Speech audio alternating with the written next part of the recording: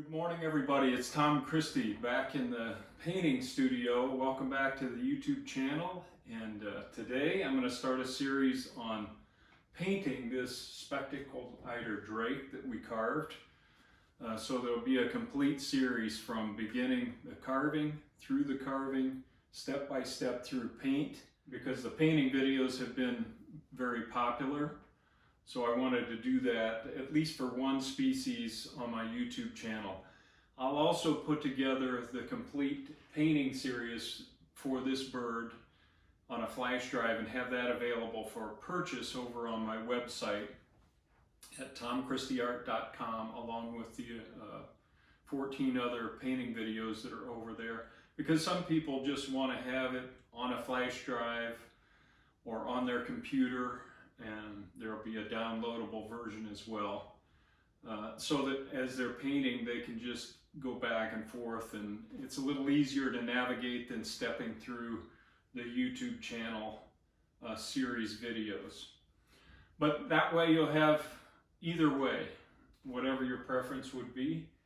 But I did want to finish this bird on the YouTube channel, and we'll get started on that by base coating the bird.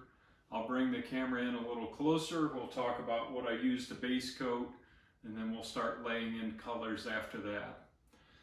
If you're valuing the content of my YouTube channel, please hit the subscribe button. It's free, it doesn't cost a thing, but it does help me out if you subscribe that way.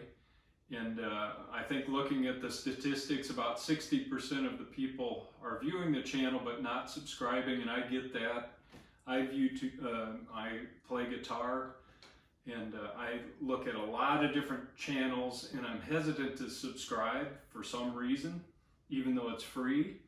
But I want to encourage you to do that if you're willing. It will help me out.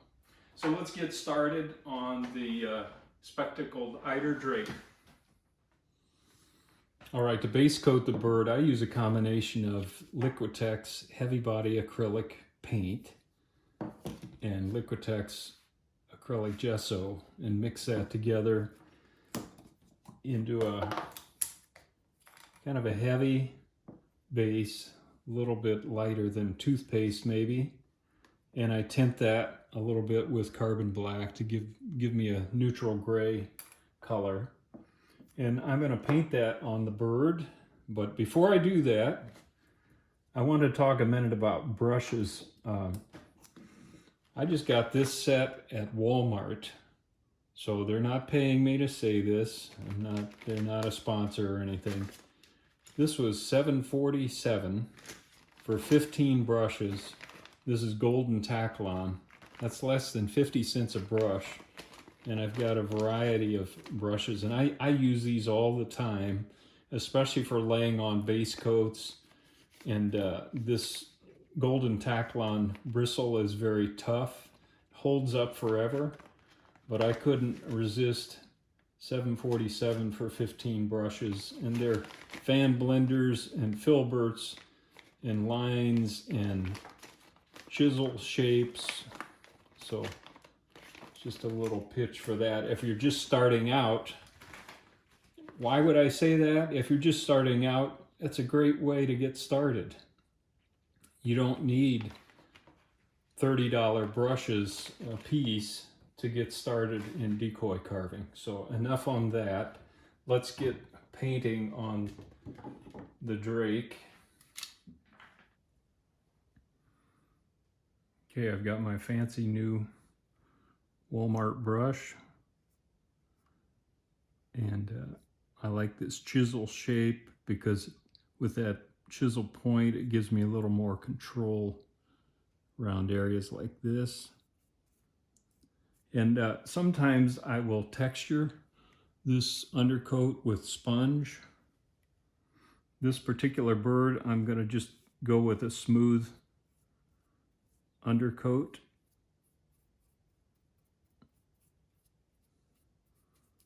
And the painting techniques will still apply that I use.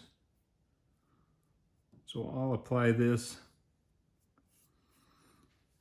throughout the bird. And you might ask, so why do you even put a base coat on? You've got a primer coat I don't know if you can see this, but on any carving there's a little bit of the potential for grain and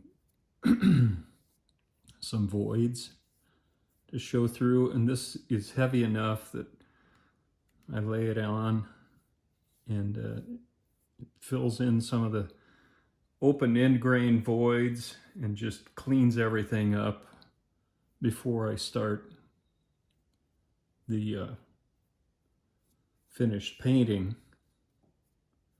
The other thing it does is provide kind of a bonding coat between the primer and the top coats that we'll apply over this base. So I'll get that done and then we'll come back and look at the bird. I always try to go with the feather flow so that any brush marks that I do leave kind of go with the flow of the feathers.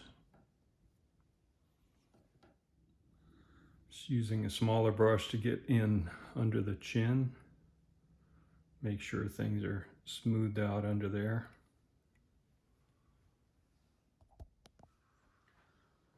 All right, we'll start with some layout work with a chalk pencil, white charcoal pencil you can get at art supply stores. And particularly on this bird because it's pretty unusual in terms of its coloration and feather patterns. I wanted to talk through some of the layout work. This is where I really go to my reference materials. So I've got a lot of photos around of the live bird. And let's just talk through a few things. There's kind of a pewter gray on the back.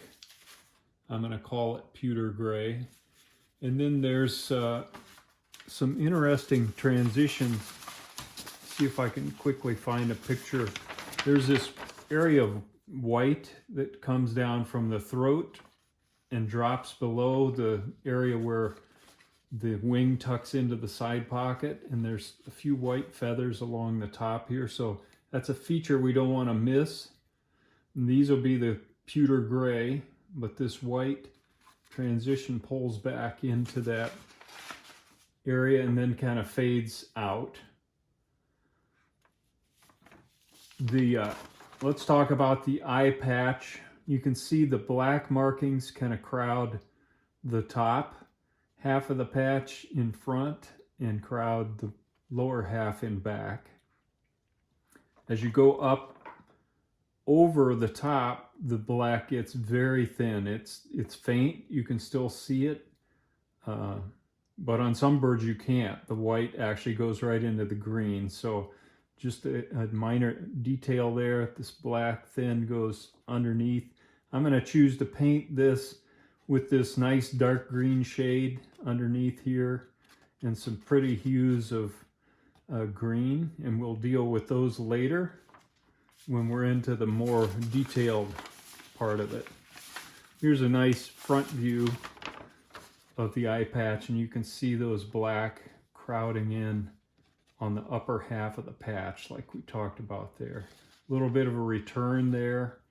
So just paying attention to shapes will really help.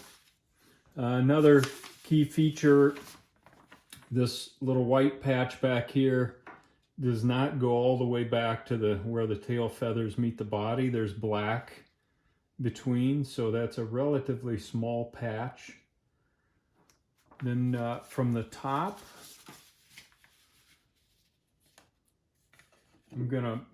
this black tail and rump section gradually fades into lighter values right around the thorn feathers. So we'll make sure we got that. There's kind of a view from the top of one of my painted birds.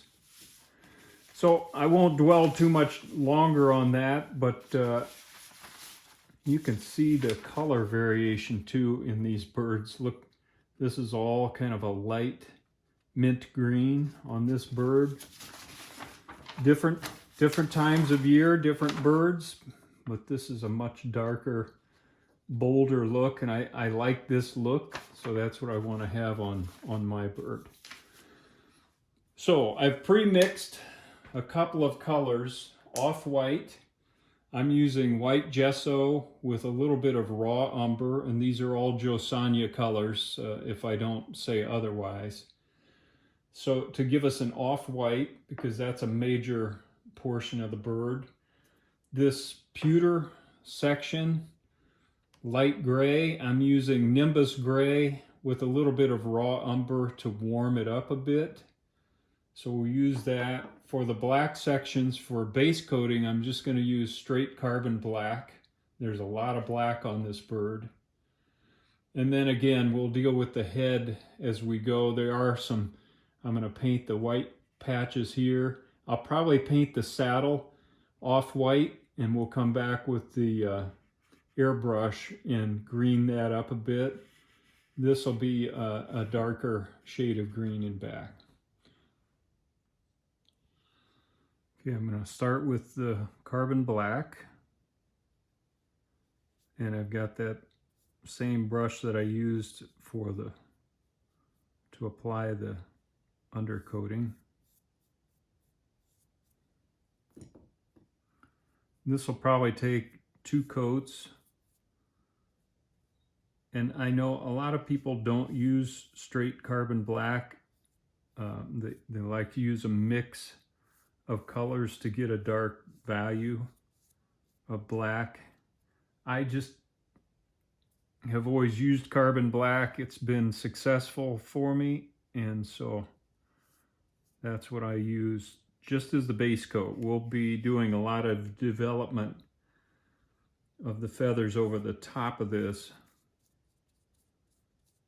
to paint the black on black. And I did do a black on black video. I'll be using a lot of those techniques in this bird, so you may want to refer to that video if you just want to focus on black, and you can apply that to other decoys species as well. So I'll paint the entire bird. This is covering nicely. I probably don't even need 2 coats with the dark gray undercoating. One thing I did want to mention, as I get close to the line between white and black here, I don't want to leave a big heavy line of paint, so I'm going to thin the paint up a little bit, not apply as much paint, and just do a little bit of a softer edge there. And I think that's critical, because when we come back with the white, I don't want to have to deal with a big hard edge of paint that is going to be hard to hide later. So I'll do that around all these junctions, just very little paint, kind of do a pre-blend, if you will.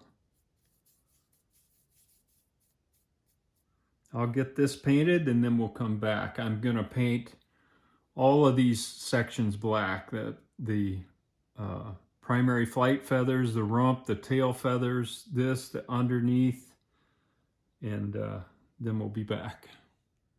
Here's just a quick look of the sections that I painted black. I did a little bit of a rough transition into the lighter color up there by just dabbing my brush with very little paint on it, just to start a blend up there. And then we'll come back and do a better blend overall. Now I can work on the off-white sections and that pewter gray. Now I've got a little filbert brush, and I'm going to paint these off-white areas.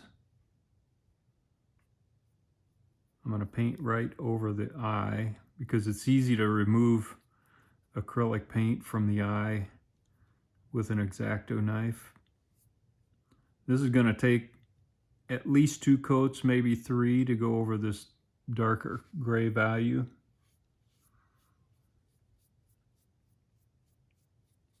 It's not going to coat in one.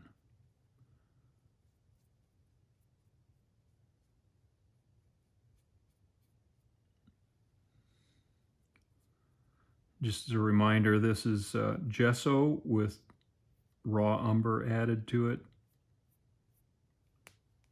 I'll just move down to this area so you can kind of see. And again, as I approach this juncture between the black and the white, I'm going to lighten up the paint so we don't have too much of a line there. Do a little bit of a rough blend, and then we'll come back and blend that more later. But I'm not using much paint when I get close to the juncture like that with the black. So I'll paint the white sections, and I'm going to take us pretty quickly through these base coats because it's just painting big sections one color, so we don't need to spend a lot of time on it. I just wanted to show you enough to give you the feel for the approach.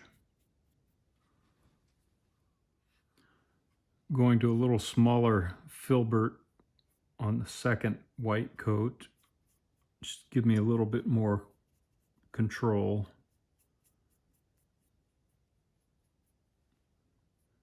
And keep building up this white value until we've got all the base coat covered. I'll be back when that is done. Now I've got that pewter gray mix, and I'm going to paint the tertials and the scapulars with this color. And here's a tip. If you're smarter than I am, you'll start with a base coat that has more gesso in it, so it's a lighter value of gray. Then you won't have to work so hard to cover up that dark gray value. I'm still learning. I'll get there. It just takes a few more coats to cover up the dark gray. Just a note, as I approach this white area again, I'm just doing a little bit of a rough blend just to get things started by lightening up the pressure and kind of scrubbing back and forth over that area between the off-white and the pewter gray, just to make sure it's a little bit soft to begin with.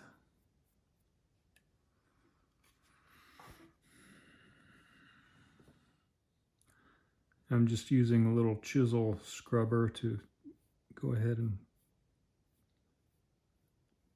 paint in the base color of this little group of black feathers. And with the scrubber, I can kind of just scrub that into the white and make a soft transition there. There'll be a lot of work to do on that, but it's a beginning. Same on this side.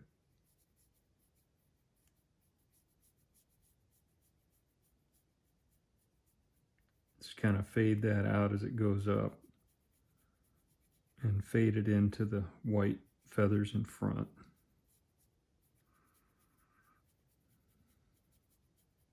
Pretty rough right now, but that gets us started.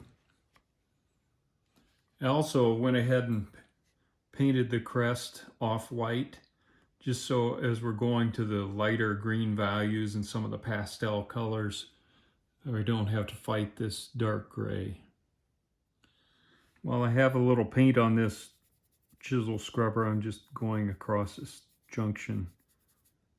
Very little black paint in here, but there's enough to scrub on to the surface and create a more of a blend between the light and dark here.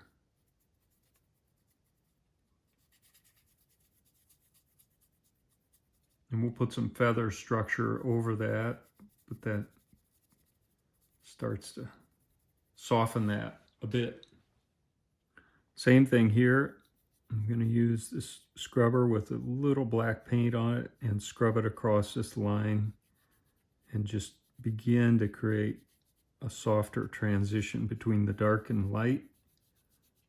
Clean up a little bit of sloppiness.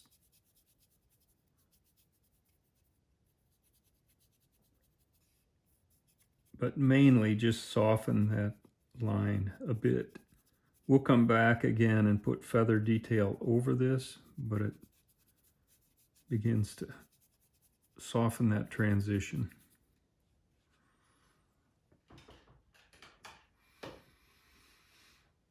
All right, I think we'll call that good for the first day of painting on this spectacled Eider Drake. We've got the base colors laid on. It doesn't look like much right now, but that's always the case, as most of you know. When you're starting a bird, it just comes in layers. In session 2, we'll focus on getting some color added to the head. We'll start detailing some of the feathers of the body, and he'll start taking shape. Until then, Tom Christie signing out. Thanks for stopping in. I hope you'll join me in session 2.